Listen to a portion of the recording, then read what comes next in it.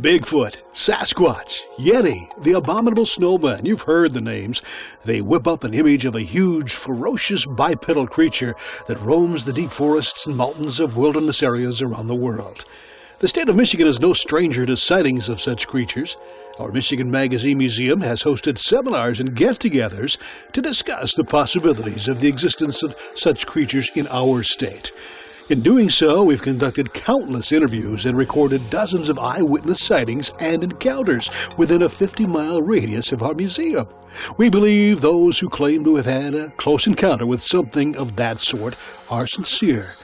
They've been seeing something, whether the result of an overactive imagination or not. Something they can't explain is roaming very elusively in our woods and forests. You may ask, why then have such encounters not been documented with hard evidence, pictures or photos or remains? The answer by many is that the creature prefers not to be discovered. Some believe the creature can be explained away as a wild animal, such as a bear or escaped exotic pet. Some believe that it may not even be an animal at all, but more of a species of man, a wild man of sorts that simply would like to be left alone.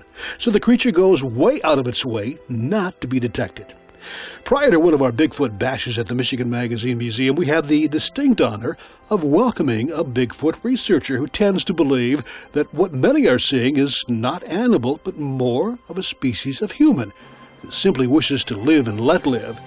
Dr. Igor Burtsev, a researcher of Bigfoot from Moscow, Russia, was introduced to an audience of curious at the Michigan Magazine Museum. His visit was sponsored by Bob Daigle of the Michigan Bigfoot Information Center, who invited the crowd to consider the possibilities.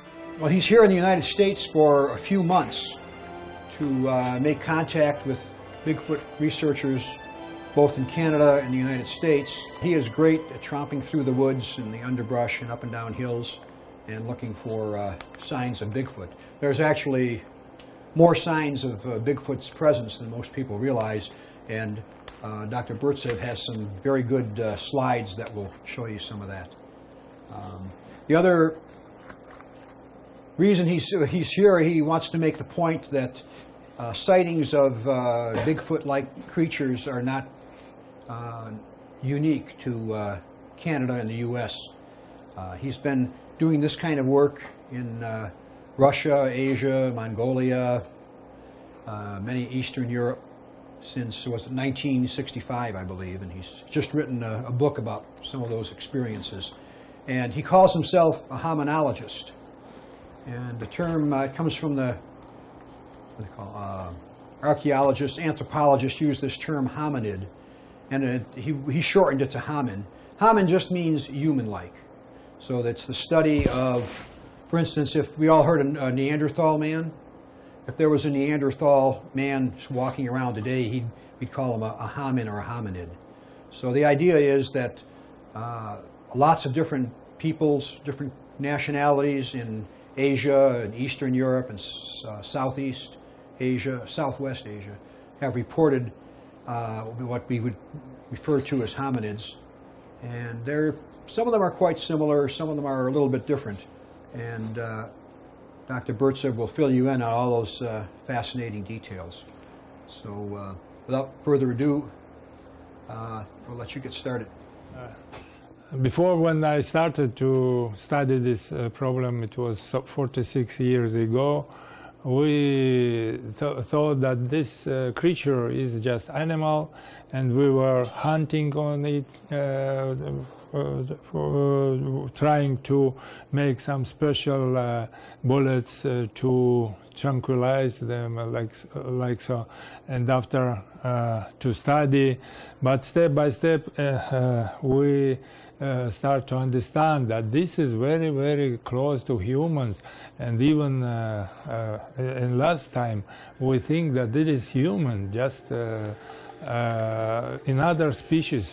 And this problem is not only scientific problem, but also social problem.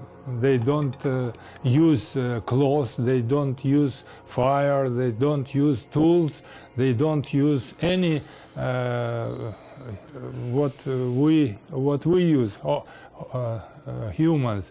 And anyway, they live, they survive, they continue their existence, and even they somehow they keep the order in the forest.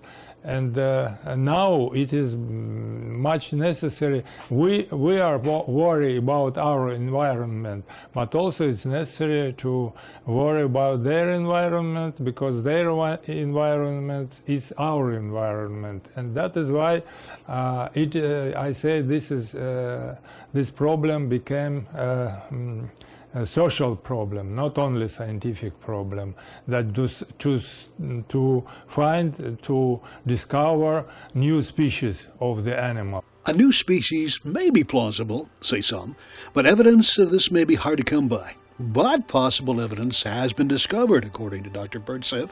A wild man matching the description of today's Bigfoot was captured along the Caspian Sea back in the 1940s. It was during World War II. One military doctor, Karapetyan, in the Caucasus, here close to the Caspian Sea, they captured one hairy man. They did not know what is this, and they invited military doctor Karapetyan. It was in 1941 to determine what is this. But he just entered in the barn. It was winter, it was snow, it was frost, and he asked, why you keep this creature, this man in the barn, not in the house?